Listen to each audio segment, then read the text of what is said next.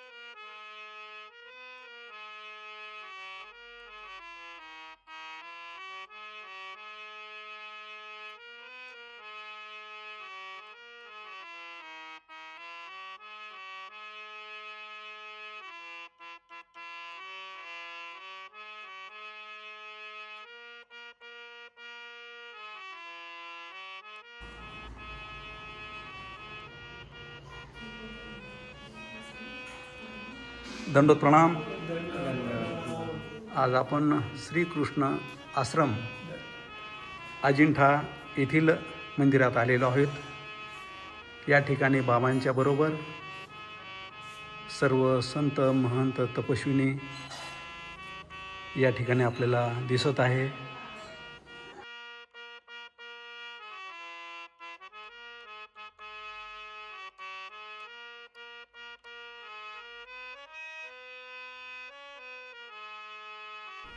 दंडोत प्रणाम। मी प्रभाकर पवार तथा पवार गुरुजी महानुभावाच्या सर्व कार्यक्रमामध्ये सर्वांचं मनापासून स्वागत करतो।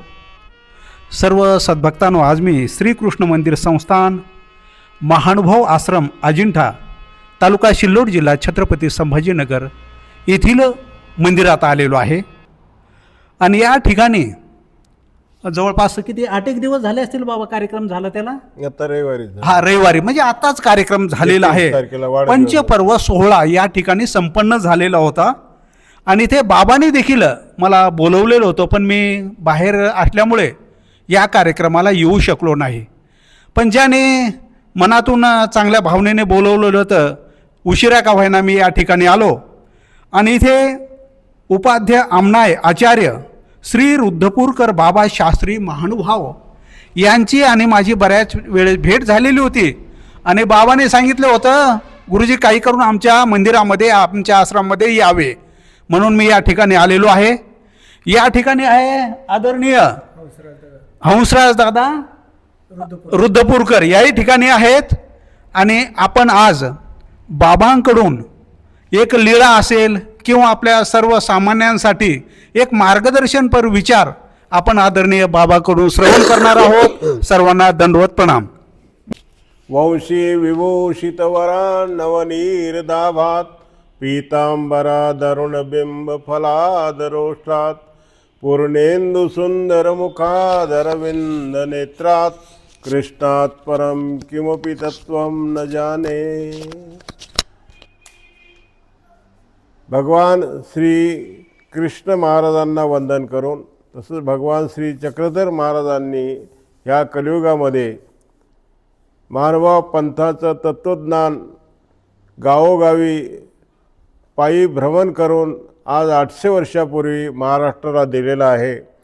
अशा त्या भगवान श्री चक्रधर महाराजांचा संदेश संपूर्ण महाराष्ट्रभर नव्हे तर उत्तर भारत, संपूर्ण भारतवर्षामध्ये सगळीकडे मठ मंदिरांच्या माध्यमाने आणि त्यांचे जे साधक आहेत ते साधक आपापल्या परीने त्याचा प्रचार प्रसार करीत असताना आपल्याला दिसतात सर्वत्र। ज्या ज्या ठिकाणी 1650 तीर्थस्थान आहेत अनेक प्रकारचे मठ मंदिर आश्रम आहेत.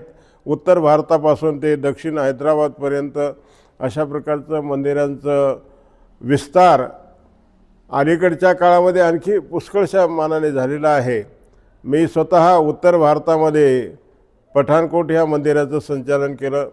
7 वर्षे तिकडे होतो. 4 वर्ष शास्त्रीच्यासाठी अमृतसरला होतो. माझ्यासोबत वांबोरीचे मामा गोपीराज बाबा, रिद्धपूरचे मी आणि शापूरकर महंत असे आम्ही 4 जण एकाच ठिकाणी होतो. त्यानंतर आमच्यापासून अनेक शास्त्री त्या अमृतसर मंदिरातून निघत राहिले. पंजाब युनिव्हर्सिटीचं शास्त्री कोर्स सगळ्यांनी केलेला आहे.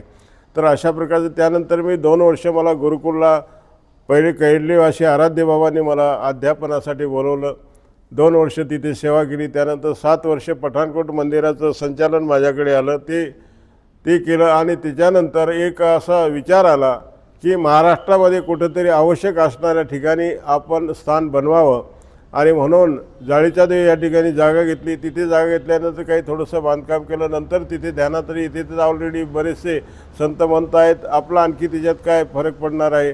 म्हणून मग जाता येता हे अजिंठा गावाचं लक्ष आलं आणि आमच्या गुरुबहिणी अक्काबाई यांनीही सुद्धा मत व्यक्त केलं की त्या इथलच्या जाळीच्या देवापेक्षा आपण इथे अजिंठ्याला हे स्थान बनवून आणि म्हणून आमच्या परिवारातील महंत बावळगावकर बाबांनी ही जागा 5 गुंठे घेतलेली होती. ती त्यांनी दुसऱ्या साधूला विकली. तिसऱ्याकडून मग आम्ही घेतली आणि अशी आमची सुरुवात 1985 मध्ये इथे झाली.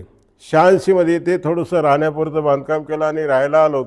86 पासून ही आमची वाटचाल इथपर्यंत होत आलेली आहे. अशा प्रकारचं कार्य महाराष्ट्रातला एक विशिष्ट असं स्थान, जगामधलं प्रसिद्ध अशा प्रकारचं ठिकाण अजिंठा आहे आणि अशा प्रसिद्ध अशा ठिकाणी आपलं एक पंथाचा एक काहीतरी ध्वज असावा हा एक मानसिक विचार झलक होती. परंतु दरिद्रांना मनोरथा उत्पद्यन्ते विलीयन्ते अशा प्रकारचं जीवन असल्यामुळं तरी पण आम्ही ईश्वरावर भरोसा ठेवून चालत राहिलो आणि इथे आलो त्यावेळेस फक्त माझ्याकडे 3,000 रुपये होते. 3,000 रुपयातून वाटचाल केली त्यावेळेला. तर अशा प्रकारचं शून्यातून इथपर्यंत पोहोचत आलो. ही फक्त देवाची कृपा. अनेक प्रकारचं देवानी आम्हाला या ठिकाणी दृष्टांत दिले, अनुभव दिले आणि सेवा हा परमो धर्म. भगवंतानी जे सृष्टी पूर्वी निरूपण केली मायमभट्टाला, त्या पूर्वीचा शेवटचा उद्घोष आहे की दास्यमोचक. भगवान श्री चक्रधर महाराजांच्या सानिध्यामध्ये ज्यांच्या माध्यमाने आम्हाला ही ब्रह्मविद्या प्राप्त झाली असे मायमभट्ट विद्वान, त्यांना हे निरूपण करण्याचं सुरुवातीचं प्रकरण आहे.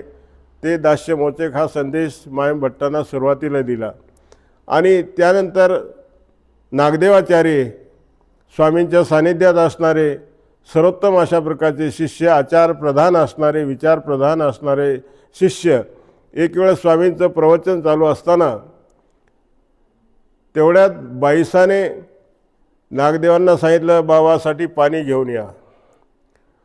तर बेमनाने अनमनाने थोडंसं नागदेवाचार्य उठले की बाईसाला काही काम नाही का, आता देवाचं निरूपण चालू आहे, मी ऐकत आहे तल्लीनतेने. आणि बाईसा मधातच काम सांगतात आणि मग नाही ऐकावं तर बाईसाचं मन दुखेल, बाईसाचं मन दुखलं तर स्वामींचं मन दुखेल. मग अशा विचाराने ते उठले आणि पाणी आणण्यासाठी गेले. पाणी भरलं आणि येताना हा विचार बदलला की मी किती मूर्ख माणूस आहे की हे सगळं ज्ञान जे आहे ते ज्ञान दास्यासाठीच आहे, सेवेसाठीच आहे. आणि बाईसांनी सेवा सांगितली ती स्वतःसाठी न सांगून स्वामींसाठी पाणी आणण्यासाठी सांगितलं. आणि माझ्या मनात हा असा उलट विचार येणं हा का बरं आला विचार. अर्थात माझ्या विचारांची, माझ्या आचरणाची काहीतरी कमी आहे. कारण ज्ञान हे ऐकल्यानंतर दास्यासाठी ज्ञान ऐकलं जातं आणि ते दास्य जर बाईसांनी सांगितलं तर बाईसांनी काय चूक केली, माझं भलंच आहे, माझंच कर्मनाश आहे त्याच्या माध्यमाने, तर बाईसांनी माझं भलं केलेलं आहे.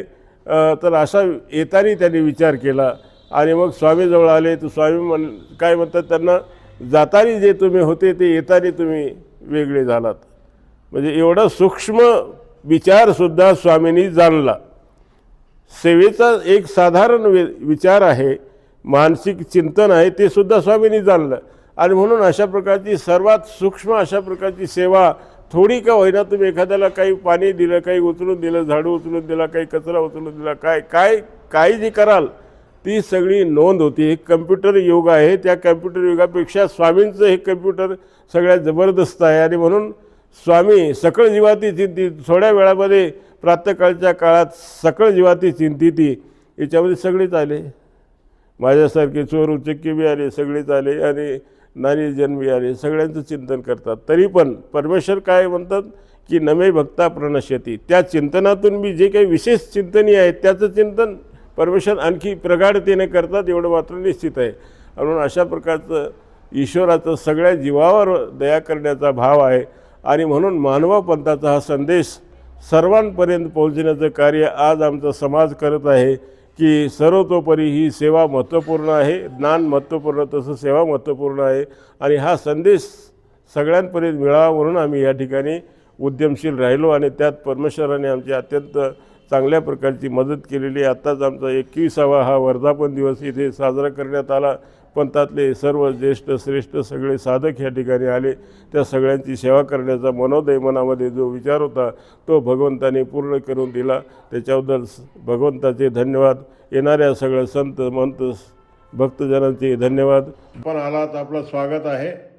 आपण श्रीमान सद्भक्त प्रभाकरजी पवार ज्या ज्या ठिकाणी जातील त्या त्या ठिकाणी सगळ्या मंदिर, आश्रम, तीर्थस्थानांचं नोंद घेतात, त्याचं चित्रीकरण करतात.